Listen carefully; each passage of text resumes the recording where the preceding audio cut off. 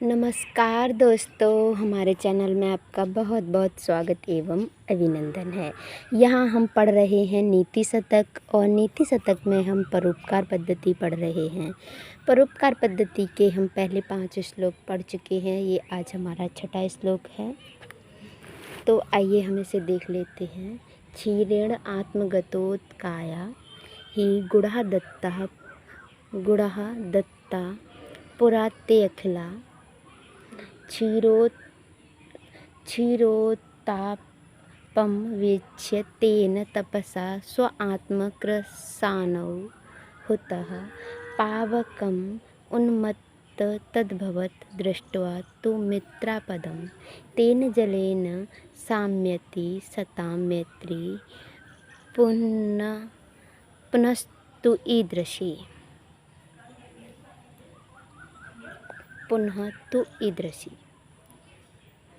एक बार हम इसका अर्थ देख कर लेते हैं किस तरीके से इसका अर्थ होगा।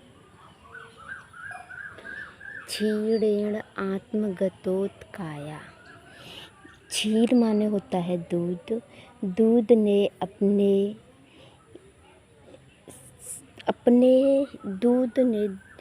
क्षीरे आत्मगतोकाया। दूध ने अपनी आत्मा, अपनी छाया, काया, अपने शरीर की काया, अपने अंदर की, अपने शरीर का जो रूप है वह दे दिया। ही गुणा दत्ता पुरा ते अखिला। अखिला माने सभी, ते अखिला पुरा पहले, दत्ता गुणा दत्ता पुरा ते अखिला।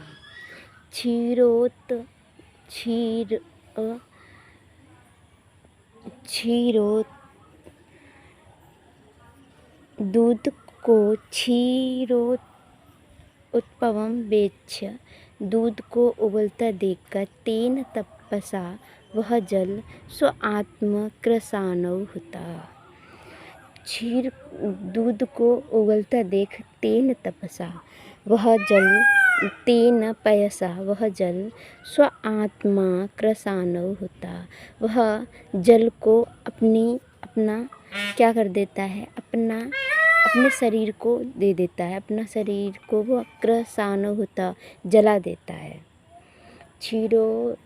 जब दूध जलता है, दूध उगलता है, ते पयसा वह जल स्वात्मा कृशानौ हुता वह अपने शरीर को आग में जला देता है। गंतुम पावकम उन्मत्ततद्भवत् दृष्ट्वा तु मित्रापदम। जलता हुआ देख करके अपने मित्र को युक्तम तेन जलेन शाम्यते। गंतुम मतलब जाकर के, गंतुम मतलब अग्नि में जाकर के, पावकम अग्नि में जाने के लिए, गंतुम पावकम उन्मत्तः भवत्। वह दूध क्या करता है कि जब ये देखता है कि मेरा दोस्त को आग लग रही है, वो जल रहा है, तो वह पहले एक बार हम इसका अर्थ देख लेते हैं। दृष्टवा माने देखकर, तो मित्रापदम मित्र क्या करता है, मित्र को विपत्ति में देखता है। मित्रापदम मित्र को विपत्ति में देखता है। युक्तम तेन जलेन वह जब यह सब देखता है कि ये जल में जल रहा है, तो वो फिर क्या करता है, युक्तम देखकर, तेन जलेन वह जल को जाता हुआ देखता है। शाम्यति सतां मैत्री पुनः तु ईदृशी। एक बार हम इसका अन्वय करने की कोशिश कर लेते हैं। इसका अन्वय हम यहाँ से कर लेते हैं। पुरा क्षीरेण ही आत्मगतोत्कायः अखिला स्वे गुणा दत्ता। पुरा मतलब पहले, पुरा क्षीरेण दूध ने ही आत्मगतो काया, अपने शरीर को, अपनी आत्मा को, अखिला संपूर्ण को, स्वे गुणा दत्ता, अपने संपूर्ण गुणों को दे दिया। किसने पहले काम किया? दूध ने। पुरा मतलब पहले, क्षीरेण ही आत्मगतो काया अखिला स्वे गुणा दत्ता, अपने अंदर की, अपने गुण की, अपने ही आत्मा को, अपने ही शरीर को दूध ने पानी को दे दिया। क्योंकि जब वो पानी दूध में मिलता है तो वो उसे अपना जैसा बना लेता है, अपने गुणों से दे देता है। फिर दूध और पानी को अलग अलग नहीं कर सकता है। ऐसा नहीं है कि पानी ये कहे कि नहीं, मैं तुझे अपने में नहीं मिलाऊंगा तो पानी पानी अलग दिखेगा, मैं दूध हूँ, मैं अलग दिखूंगा। ऐसा नहीं है, वह उसे उसी में मिला लेता है। गुणा दत्ता तेन पयसा क्षीरो ताप वेक्ष्य, वह तेन पयसा, वह जल दूध को उगलता देखकर स्व आत्मा क्रसानौ होता, वह अपने को जला लेता है। वह जब ये देखता है कि मेरे दोस्त को उगाला जा रहा है, इसे जलाया जा रहा है, तो सबसे पहले दूध में क्या जलता है? पानी। दूध कभी नहीं जलता, हमेशा सबसे पहले कौन जलता है? पानी जलता है। तो स्व आत्म क्रसानो होता, अग्नि में अपने को जला लेता है। तन्तु पुनः मित्रापदम दृष्ट्वा, फिर दूध अपने मित्र की आपत्ति को देखता है। पावकम गंतुम उन्मत्तो भवेत्, वह फिर अग्नि में जाने के लिए उबाल लेता है। ऊपर उबल के आता है दूध। जब पानी जलता है तो दूध ऊपर उबल के आता है, तो वो क्या करता है कि वह आग को बुझाने के लिए आना चाहता है। तेन जलेन युक्तम साम्यति, फिर उसमें जब जल डाल दिया जाता है उस दूध में, तभी वह शांत होता है। सताम तु मैत्री ईदृशी, सज्जनों की मित्रता ऐसी होती है। एक बार हम इसका अर्थ फिर से करके देखेंगे। पुरा क्षीरेण ही आत्मगतो काया अखिला स्वे गुणा दत्ता, पहले क्या हुआ कि पहले क्षीरेण आत्मगतो काया, पहले दूध ने ही अपनी आत्मा को, अपने शरीर को क्या किया? अखिला माने सभी, ते गुणा दत्ता, पहले दूध ने पानी को अपना शरीर, अपना स्वरूप, अपने सारे गुण दे दिए। फिर क्या हुआ? क्षीरोप्रांत विच, फिर उसके बाद जब पयसा पानी क्षीरोप्रांत वेक्ष्यतेन, उसको उगलता हुआ देखता है, तो फिर वो क्या करता है? स्व आत्म क्रसानव होता। जब फिर पहले पानी ने क्या किया, दूध ने क्या किया कि पानी को अपने में मिला के उसे अपने सारे गुण दे दिए। फिर पानी और दूध मिल जाने के बाद दूध को गर्म किया जाता है, उगाला जाता है। तो जब वह ये देखता है तो अब पानी अपना काम करता है, जल अपना काम करता है। तो सबसे पहले जल जलता है। जल कहता है कि मैं जलूँगा पर तुमको जलने नहीं दूँगा। फिर गंतुम पावकम उन्मत्त भवत, फिर वह जल में अग्नि में जाने के लिए उगलता है, ऊपर आता है। जब यह देखता है दूध कि मेरा दोस्त ये जल रहा है, तो फिर वो उस अग्नि में जाना चाहता है।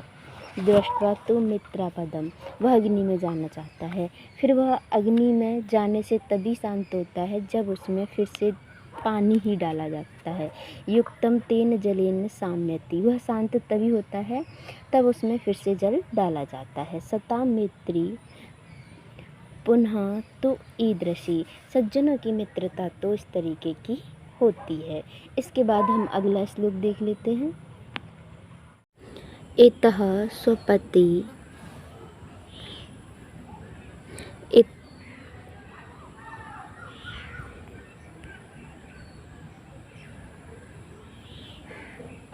इतः स्वपति केशवः कुल्लम इत तदीय द्विषाम, इतश्च शरणार्थीनां शिखरणीनां गढ़ः सेरते, इतोपि वडवानलः सह समस्तसंवर्तकैः, अहो विततमूर्जितं भरसं च सिन्दूरवपु। इसका हम एक बार अर्थ जानेंगे किसे क्या कहते हैं। इतः माने इधर, स्वपति केशवः सोते हैं केशव यानी कि विष्णु जी। इतः इधर विष्णु जी सोते हैं। कुलम तदीय द्विषाम विष्णु के द्वेष करने वाला समूह। इतः च इधर विष्णु जी से द्वेष करने वाला समूह सोता है। कुलम इति तदीय द्वेषाम शरणार्थी नाम शिखरणी नाम गढ़ा सेरते। शरणार्थी नाम जिनको शरण मिली है, शरण में पाए हुए शिखराणी नाम गढ़ा सेरते यानी कि जो जिन्हें शरण प्राप्त हुई है ऐसे पर्वत वहाँ पर सोते हैं। जो मैना के पर्वत था जिन्हें इंद्र जी काट रहे थे पर्वतों के पंख, तब मैनाक पर्वत अपने पिताजी को छोड़ करके उसमें चले गए थे कि उनके पंख न गिरे, समुद्र में जा कर के कूद गए थे। तो ये उसी की बात कर रही है। शरणार्थी नाम, समुद्र से उन्होंने जाके शरण मांगी थी कि हमें अपने अंदर छिपा लो, तो उन्होंने उससे शरण दे दी थी पर्वतों को। शिखरड़ी नाम गढ़ा सेरते पर्वतों की पूरी शिखरड़ी पूरा गढ़ सोता है। इतोपि बड़वा नलह सह समस्त संवर्तकई। इतोपि और बड़वा नल कहते हैं पानी की ही आग, सह माने सभी को, समस्त संवर्तकई प्रलयकालीन मेघों के साथ, समस्त संवर्तकई। अहो वितत मूर्जितम संभार विजत। अहो माने आश्चर्य, वितत मूर्जितम फैला हुआ बलशाली, भरसहम और भार को सहन करने वाला, च सिंदूर बपू समुद्र का शरीर। एक बार हम इसका अर्थ करने की कोशिश करेंगे। हम इसका अन्वय निकाल लेते हैं। पहले इसका अन्वय हम इस तरीके से कर लेते हैं। इतः केशवः स्वपति, इतः केशवः स्वपति, इतः केशवः स्वपति। इधर भगवान विष्णु सोते हैं। इतः च शरणार्थी नाम शिखरणी नाम गढ़ा सेरते। इतः शरणार्थी नाम शिखरणी नाम गढ़ा सेरते। और दूसरी ओर शरण पाए हुए पर्वत सोते हैं।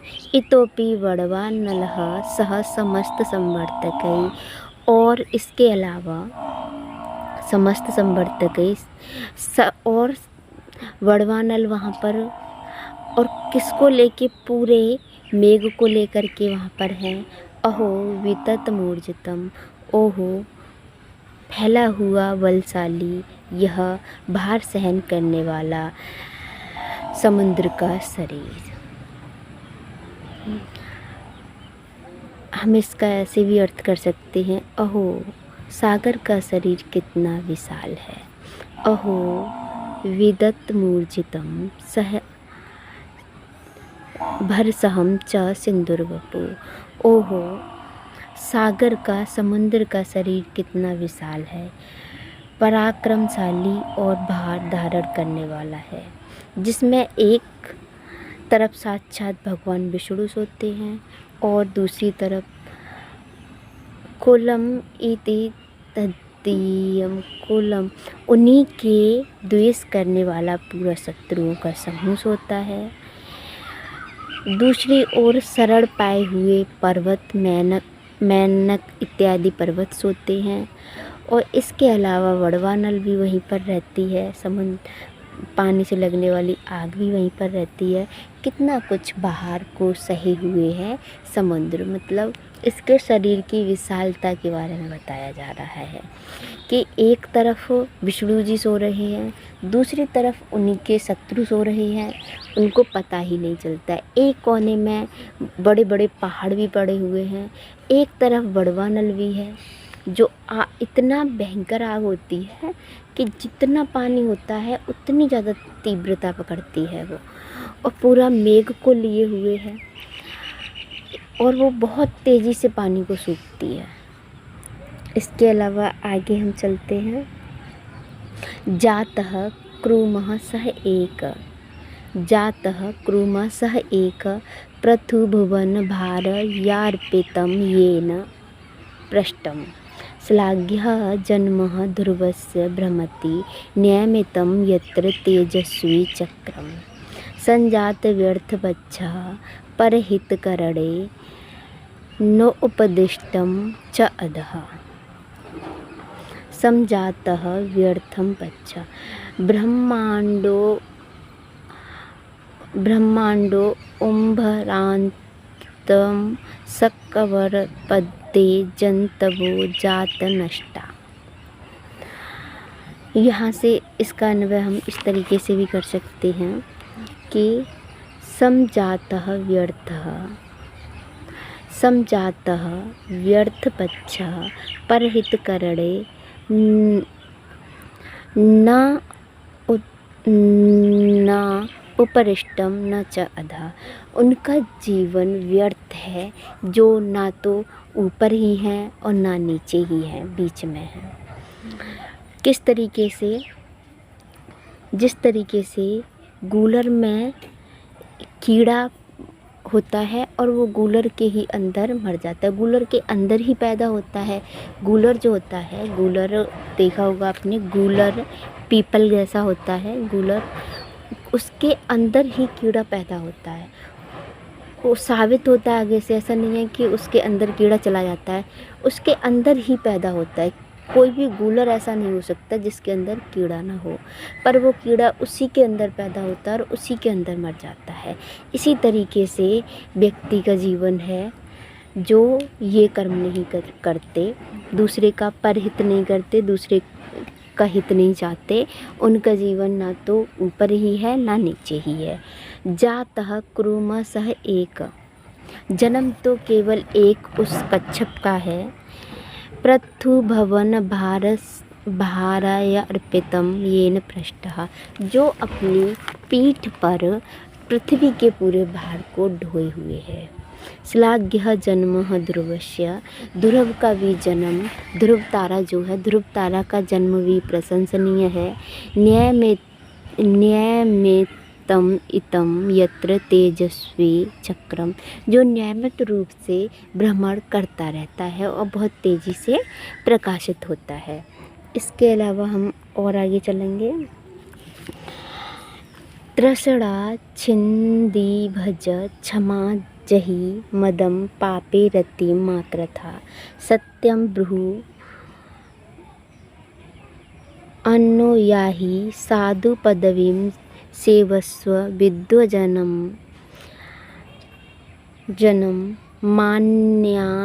मान्यः विद्वसो अपि अनुनयः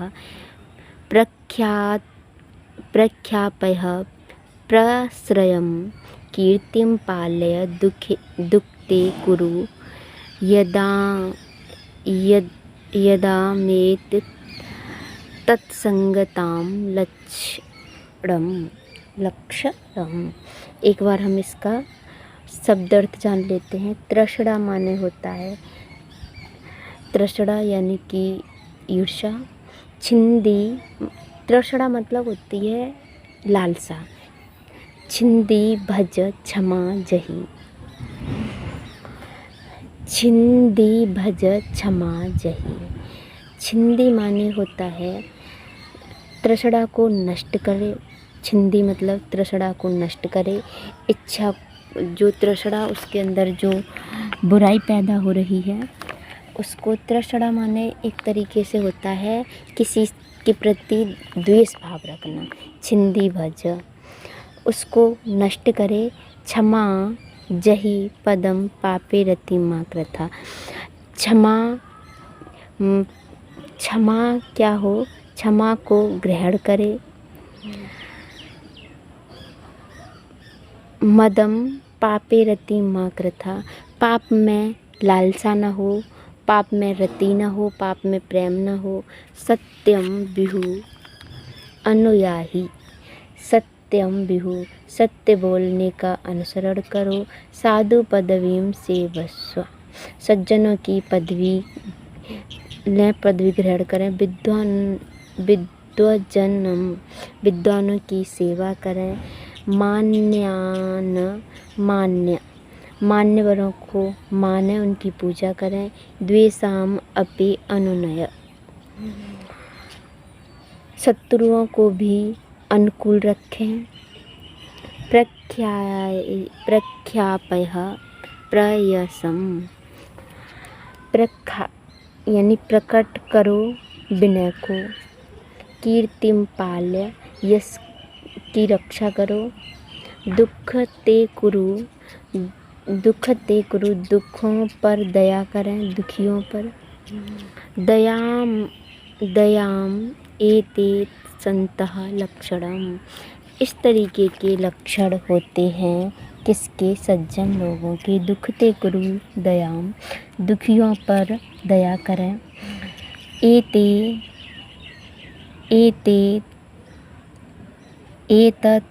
एत सताम लक्षणम, एतत् सताम लक्षणम। यहाँ से हम इसका अन्वय करेंगे। एतत् सताम लक्षणम, यह सज्जनों के लक्षण हैं। क्या? कीर्ति पालयम, कीर्ति यश का पालन करें, यश का पालन करें। दुखते कुरु दयाम, दुखियों के ऊपर क्या करें? दया करें, दीन भावना रखें दुखियों के ऊपर। दुखियों के ऊपर क्या करें? उनके ऊपर दया रखें। त्रसड़ाम छिंदी, क्षमा भजम मदम जही।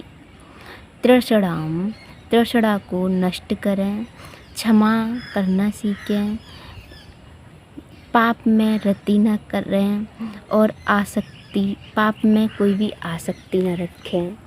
सत्यम ब्रूहि, सत्य बोलें, सत्य का अनुसरण करें।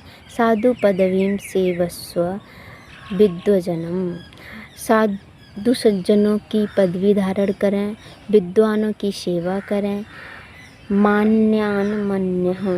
मान्यवरों को, जो पूजनीय लोग हैं उनको माने। विद्वांसो अपि अनुनय, जो आपके शत्रु हैं उनके प्रति भी, उनको भी अपने अनुकूल बनाएं। प्रख्यापः प्रेयसम, प्रकट करो विनय को, यानी कि विनय को प्रकट करें। विनय को प्रकट करें, शत्रुओं को अपने अनुकूल बनाएं। जो माननीय लोग हैं, पूजनीय लोग हैं, उनका आदर करें, उन्हें मानें। विद्वानों की सेवा करें, साधुओं की पदवी लें, यानी कि साधुओं का अनुसरण करें। सत्यवाणी बोलें। त्रसड़ाम सिद्धि भय, त्रसड़ा को त्यागें, क्षमा को धारण करें, प्रेम में रति न रखें। इस तरीके के गुण इदम सताम लक्षणम, यह सज्जनों के लक्षण हैं। कौन से? त्रसड़ाम सिद्धि भज, त्रसड़ा को दूर करें, छोड़ें। क्षमा जही, क्षमा करना सीखें। पदम पापे रति मा कृथा, पाप में अपनी रति न रखें, पाप करने की लालसा न रखें, उसमें प्रेम न रखें। सत्यम ब्रूहि अनुयायी, सत्य बोलना सीखें, सत्य का अनुसरण करें। साधु पदवीं सेवस्व, साधुओं की पदवी धारण करें। सेवस्व विद्वजने, विद्वान जनों की सेवा करें।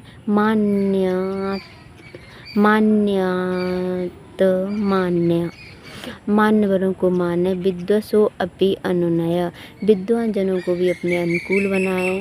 प्रख्यापयः प्रश्रयम्, जो प्रख्यातः विनय को प्रकट करें। इसके बाद आगे का श्लोक देख लेते हैं हम। मनसि वचसि काये पुण्य पीयूषपूर्णः, स्त्री भुवनम उपकार श्रेणिभिः प्रीडयन्तः। परगुण परमाणून् पर्वती कृत्य नित्यं, निज हृदये विकसन्ति सन्ति। कियन्तः सन्ति सन्तः कियन्तः। इस तरीके के सज्जन लोग कितने हैं? इस तरीके के सज्जन लोग कितने हैं? मनसि वचसि काये पुण्य पीयूष पूर्णः त्रिभुवनम् उपकारश्रेणिभिः प्रीणयन्तः परगुण परमाणून् पर्वतीकृत्य नित्यं निज हृदय विकसन्तः सन्ति सन्तः कियन्तः। इस तरीके के लोग कितने हैं? सन्ति सन्तः कियन्तः। इस तरीके के सज्जन लोग कितने हैं? किस तरीके के सज्जन लोग? मनसि वचसि काये, मन में, वाणी में, शरीर में, पुण्य पीयूषणा उपकार श्रेणी, उपकार श्रेणी, पुण्य रूपी अमृत से भरे हुए उपकार श्रेणी, लोगों को उपकार पंक्ति में बांधे हुए त्रिभुवनम प्रीणयन्तः, त्रिभुवनम प्रीणयन्तः, यानी कि तीनों लोकों को धारण किए हुए परगुण परमाणुन, दूसरे के लक्ष्य को, दूसरे के गुणों को क्या करें? पर्वतीकृत्य, बहुत बड़ा करें। निज हृदय नित्यम विकसन्तः, अपने नित्यम माने सदा, निज हृदय विकसन्तः, अपने हृदय में विकसित करें। इस तरीके से हम इसका अर्थ निकाल लेते हैं। सन्तः कियन्तः सन्ति, सज्जन लोग कितने हैं? कैसे सज्जन लोग? मनसि वचसि काये पुण्य पीयूष पूर्णा, मन में, वाणी में और शरीर में जिनके अमृत है, पुण्य है, त्रिभुवन उपकार श्रेणी भी प्रीणयन्तः, जो तीनों भवनों को अपनी प्रेम से, अपनी कृपा से इस तरीके से धारण किए हुए हैं। परगुण परमाणुन पर्वतीकृत्य नित्यम, दूसरे के गुण को पहाड़ की तरह अपने हृदय में बनाए हुए हैं। निज हृदय विकसंता, अपने हृदय में विकसित करते हैं। इसके बाद हम अगला जान लेते हैं। अगला जानने की आवश्यकता नहीं है। ये आज हमारे 10 श्लोक हो गए हैं परोपकार पद्धति के। परोपकार पद्धति के बाद हम धैर्य पद्धति को पूरा करेंगे। धैर्य पद्धति के भी 5 श्लोक हो गए हैं। अभी के लिए हम यहाँ पर समाप्त करेंगे। नमस्कारः, धन्यवादः।